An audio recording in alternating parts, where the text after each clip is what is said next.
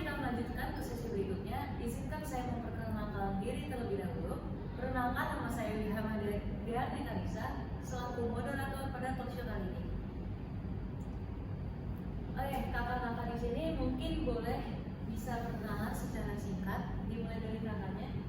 Perkenalkan, nama saya Ahmad Reza Syarif. Saya di sini sebagai pembicara. Saya Syafara Desaulia, di sini saya sebagai pembicara 2. Saya Abdullah Satsal Sedangkan sebagai pembicara 3. Saya Nora Britalia sebagai pembicara 4.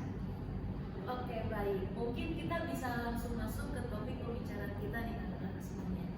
Secara tema talkshow kita hari ini itu kan tentang gaya kepemimpinan.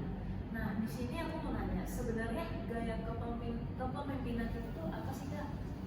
Mungkin aku boleh jawab kali ya. Ya. Nah, gaya kepemimpinan itu adalah pola perilaku seorang pemimpin yang dimana itu tuh udah secara berkesinambungan, dimana dia tuh mempengaruhi, menginspirasi dan memberikan arahan kepada para bawahannya untuk mencapai tujuan bersama. Dan di sini, menurut Bastian Nordhaus, gaya kepemimpinan itu mencerminkan bagaimana seorang pemimpin berperilaku dalam sehari-harinya, entah itu dia berinteraksi kepada teman-temannya ataupun anggota-anggota yang lain. Paling gitu sih. Oke, kalau dilihat dari pengertiannya nih kak, setiap individu itu kan pasti mempunyai cara memimpinnya masing-masing gitu. Nah, kira-kira ada nggak sih kak jenis-jenis kepemimpinan itu sendiri, dan kalau ada apa aja? Nah, sebetulnya gaya kepemimpinan itu ada banyak ya. Tapi di sini aku bakalan nyebutin 6 aja. Nah, di antaranya itu ada otoriter, yang kedua itu ada demokratis, terus ada juga yang namanya transformasional, transaksional, situasional, dan spiritual. Nah, untuk pengertian singkatnya, otoriter itu apa sih? Otoriter itu pemimpin yang bersikap dominan dan mengambil keputusan secara terpusat. Jadi dia emang benar-benar mengendalikan ya, tidak meminta pendapat kepada para bawahannya. Jadi cukup dia dan dia. Terus ada demokratis, yaitu pemimpin yang melibatkan anggotanya dalam mengambil keputusan berbanding terbalik dengan tadi yang pertama otoriter. Terus yang ketiga transformasional, pemimpin fokus pada menginspirasi perubahan. Ada transaksional juga, berbasis pada sistem penghargaan dan hukuman. 5 situasional, pemimpin yang menyesuaikan gaya kepemimpinannya tergantung pada kebutuhan tim. Dan terakhir spiritual, itu dasarnya pada nilai moral. Paling itu aja sih. Oke, gitu. Terus aku nih pernah mendengar sebuah kalimat itu tentang konsep pemimpin multibudaya. Nah, sebenarnya pengertian dari konsep pemimpin multibudaya itu apa sih kak? Oke, aku izin jawab ya. Jadi kalau misalnya kita bicara soal konsep pemimpin multibudaya itu, ini tuh menarik banget. Ini tuh sebenarnya topik yang sangat relevan apalagi di era globalisasi seperti sekarang. Karena di dunia kita kerja itu atau dalam organisasi pasti kita banyak banget bertemu sama orang-orang yang beda budaya, yang beda agama, beda ras, suku dan semacamnya. Jadi di sini tuh butuh banget peran dari multibudaya itu. Nah, menurut Barrett tahun 2006, seorang pemimpin multibudaya itu adalah pemimpin yang mampu memimpin tim dengan latar belakangi budaya yang beragam. Artinya dia tuh bukan cuma paham perbedaan, tapi juga dia tuh sadar bagaimana cara mengakomodasi, menghargai dan bahkan memanfaatkan keberagaman budaya yang ada dalam organisasinya.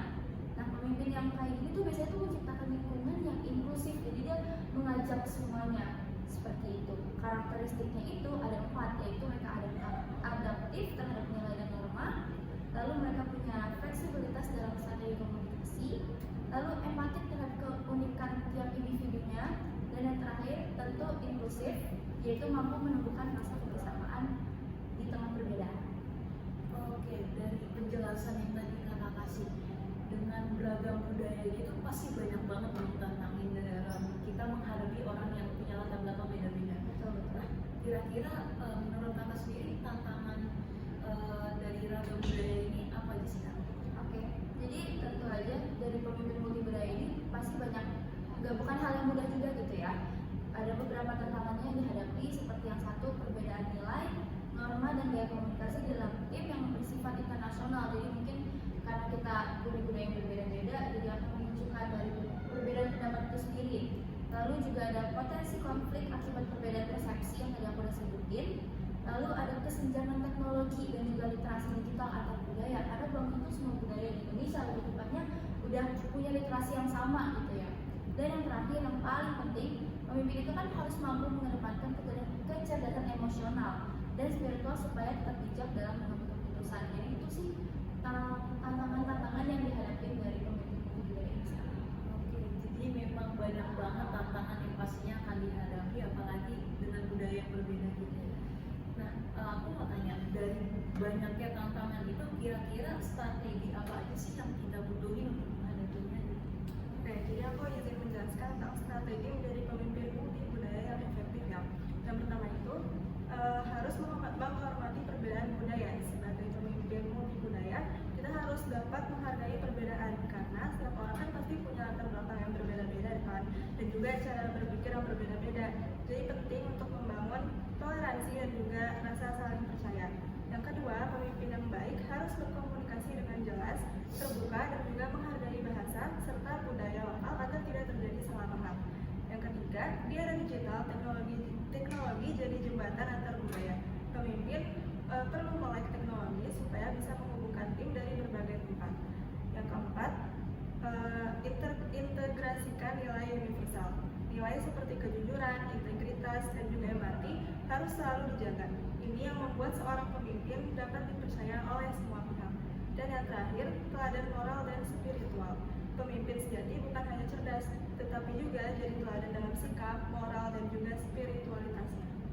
Oke, baik. Thank you banget nih kakak-kakak atas kisahnya hari ini. Sebelum menutup talk show kali ini, aku pengen tahu dong kira-kira ada nggak sih suatu kesimpulan yang bisa kita tarik dari talk show kali ini? Nah, jadi kesimpulannya itu adalah kepemimpinan multibudaya ini bukan cuma bagaimana kita mengarahkan tim, tetapi bagaimana seorang pemimpin mampu menuntun dengan keteladanan, empati, lalu kayak nilai moral. Nah, lalu pemimpin yang efektif juga tuh harus fleksibel dalam menyesuaikan gaya kepemimpinan ini, inklusif dalam menghargai keberagaman budaya, serta mampu berkomunikasi secara terbuka dan penuh hormat. Nah, di era digital sekarang, literasi teknologi juga kan menjadi kunci untuk menghubungkan tim lintas wilayah.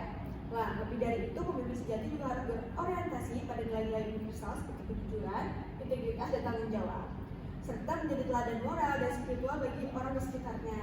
Nah, dengan menghormati perbedaan, itu akan memperkuat komunikasi kita dan menjunjung nilai kemanusiaan. Seorang pemimpin dapat menciptakan harmoni dalam keberagaman dan membawa tim yang menuju tujuan bersama dalam penuh makna. Oke, keren banget ya pelajaran yang bisa kita dapat hari ini yang pastinya bakal membantu kita untuk jadi seorang pemimpin yang baik dan benar itu kayak gimana. Oke teman-teman semua, terima kasih sudah menyaksikan talk show pada kali ini. Semoga bisa bermanfaat untuk setiap kalian yang menonton. Sampai jumpa di talk show selanjutnya.